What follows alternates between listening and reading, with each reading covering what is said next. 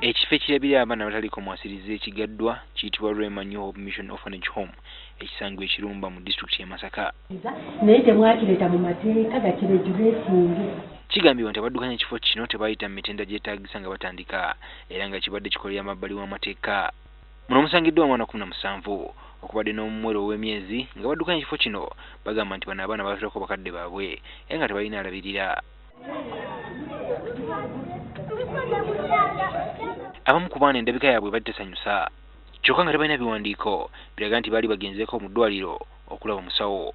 Abaana bano era tebalina mpapula ziraga wa gye bava n'ani yabakwasa ekibiina kino okubalabirira.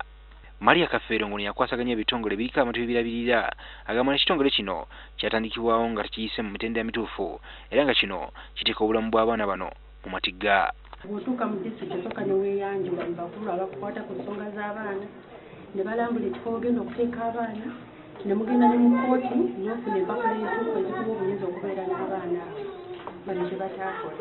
Akulira poliisi y'omu maserengeta g'eggwanga Maxwell Ogwell agamba nti abaddukanya ekifo kino baakwatiddwa nga n'okunoonyereza bw'okugenda maaso. You can't start orphans home without registration, without the knowledge of prevention officer and child and family protection, because these things are supposed to be registered.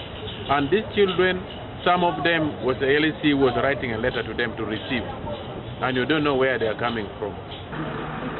This is not